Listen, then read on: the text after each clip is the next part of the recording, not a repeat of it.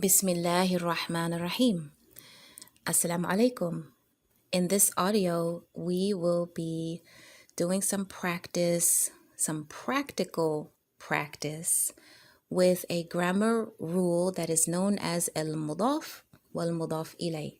Now, I've seen in the past a lot of controversy around this grammar rule. I've even seen people quit learning Arabic because they couldn't get past this lesson. I've seen teachers go through a number of gymnastics and extra explanations to try to get this message through to their students. And most of it doesn't work. What works with this lesson, in my opinion, and Allah knows best, is to understand it through the flow of the lugha. Understand it through the flow of the lugha. So even if you're a beginner right now, you will be able to follow this lesson. I want you to listen and repeat. And there's going to be very familiar words in here that will not be difficult to you at all. Inshallah. The only difficult part will be for you to repeat. Commit to getting the words onto your tongue. Okay? Let's get started. Please repeat. Abdullahi. Abdurrahmani. Abdurrahimi. Abdul Hakimi. Let's do those again. Abdullahi. Abdurrahmani. Abdurrahimi. Abdul Hakimi. Now, when we said those names, which are probably familiar names to you, the first word in the name is abd, which means servant or slave. But if we just said abd, we would have to ask the question, abdu mada? Oh, abdu men. Servant of what? Or servant of whom? So we bring in the name, the second word, in order to further explain, servant of what or servant of whom. And so Ar-Rahman, he's a servant of the most beneficent. Ar-Rahimi is a servant of the most merciful. Abdul Hakimi, he's a servant of the most wise. So the name of Allah Jalla wa Ala in this instance is giving us more information about who he is a servant of. Okay, let's go on. Please repeat. Okay, let's continue. Please repeat. Abu Khalidin. Abu Munirin. Abu Aliyin. One note here. The word Abu has a waw. So the lips should round as a kiss for the letter waw because waw is a lips letter. Okay, let's start again. Abu Khalidin. Abu Munirin. Abu Aliyin. Abu Sa'idin. Abu Mansurin. So what were we saying there? Father of whom? If we just pointed to a man and said, this is Abu, or Abu Men, the father of whom? So the name is giving us more information about this person. Oh, he's the father of Munir. He's the father of Ali. Tamam? So the word Ali, the word Munir, the word Mansour, we call it mudaf ilay. Okay, so that second word, we call it al-mudaf ilay, or for short, al-idafa. Al-idafa. Idafa means added on, attached on. So we attached on another word to really give us more information about the first. Whose father is this? Servant of whom? Father of whom? All right, let's continue. Ibn Sulaiman, Ibn Dawood, Ibn Ahmed, Ibn Uthman, Ibn Umar. Let's do this again. Ibn Sulaiman, Ibn Uthman, Ibn Dawood,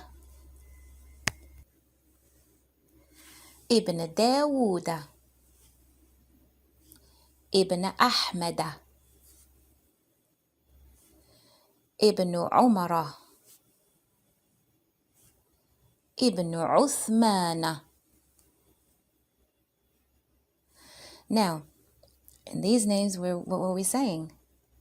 The son of Dawood, the son of Sulaiman, the son of. We could point to a boy and say he's Ibn, but then the question is Ibn men, the son of whom? So we needed more information. So we used the second name, and you'll notice that those particular asma, those particular names that we used, took a fatha. Ibn Dawuda, Ibn Ahmada, Ibn Umara. Okay, now this is going to get with the grammar. Don't worry about that right now. The important thing is for you to flow with this language. More examples from the Quran. In Surah Maryam, Maryam is called Ukhta Haruna. Ukhta Haruna.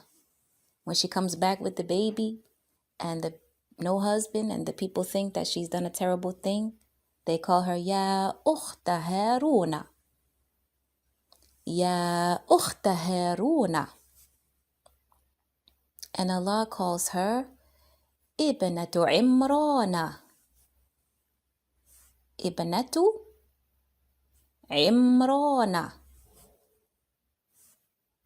Ibnatu Imrana.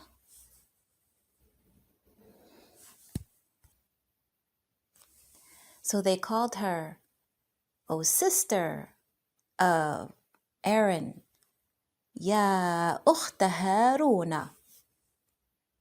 And Allah called her daughter of Imran, Ibnata Imrana. Or depending on the sentence structure, Ibnatu or Ibnata Imrana. And then in Surah Al-Ahzab, Allah addresses Ya Nisa an-Nabi. Ya Nisa an-Nabi. And there, in this structure, in the tajweed, you would hold that for 4 counts. Ya Nisa an-Nabi. Who is Allah speaking to? O women or wives of the Prophet, sallallahu alaihi wasallam. If Allah had just said, daughter, ibnatu men, daughter of whom? Or if Allah had said, women, nisa, it would have been to all the women. It would have been to all the women, nisa.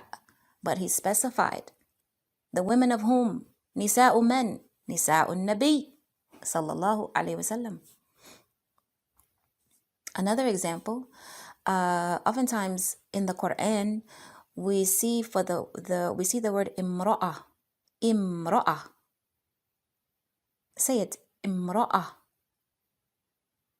Imra'ah. with a tal marbuta at the end. Imra'ah. It means zawja. In language, we say zawja, right? But imra'ah is the woman. It's the woman.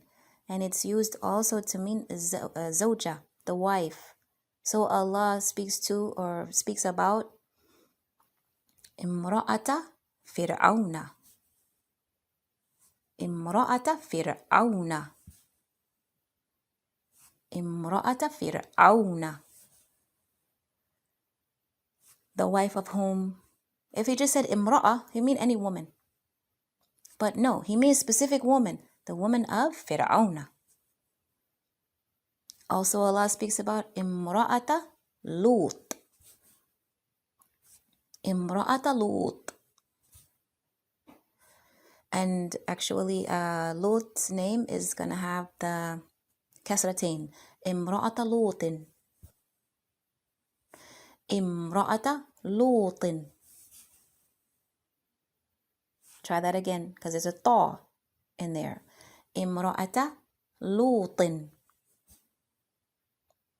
The wife of Lot. And Allah mentions the wife of Imra'ata Nuhin. Imra'ata Nuhin. The wife of Noah. Imra'ata Nuhin. So I know you're noticing some of these names are taking a fatha, some taking a kasratain. These are rules to be learned a little bit later. The point is, again, to get the flow of the lugha. Because once you have the flow of it, then you can understand it and you can recognize it like that. More examples. Rasulallahi. Rasulallahi. Baytullahi. Baytullahi. Kitabullahi. Kitabullahi. Fi dinillahi. Fi dinillahi. So what were we saying there? Now, messenger, Rasul. Rasulu man. Messenger of whom? Rasulullahi. He's a messenger of Allah Jalla wa ala. Kitab. What kitab? Kitab Allahi. Allah's book. Bayt. If it's just bayt, it could be any bayt. No. Specific bayt. Bayt Allahi. The house of Allah. يعني الكعبة. تمام? Fi. Now we put a harf, a preposition there. In this surah, Surah An-Nasr, Fi dinillahi, in the religion of Allah. What deen? The deen of Allah. Tamam? Okay, just a few more examples that are very repetitive in the Quran. Ya Bani Isra'ila. There's two elongations there. Ya Bani Isra'ila. Try that one more time. Ya Bani Isra'ila. Who are we talking about here? Allah is addressing the children of Israel.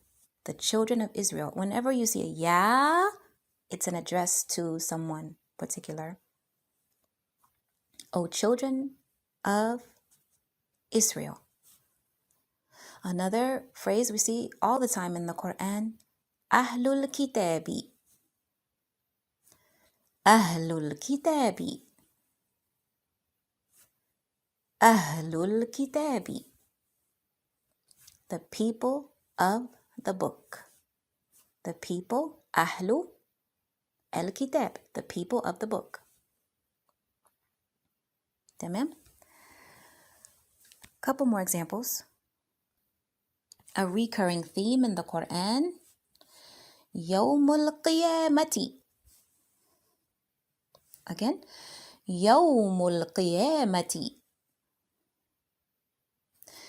يوم الحساب. يوم الحساب. يوم الحق. Or in the ayah, ذلك يوم الحق. ذلك يوم الحق.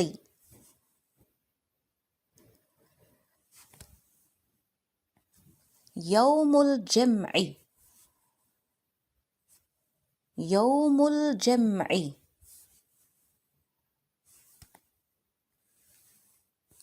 يوم الفصل with a صاد.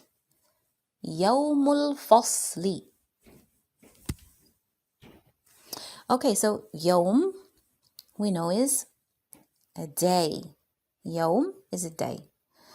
So a recurring theme in the Quran is the day of judgment. يوم القيامة, the day of standing. يوم الحساب, the day of accounting. يوم الجمع, the day of gathering. يوم الفصل, the day when the people are separated or put into groups.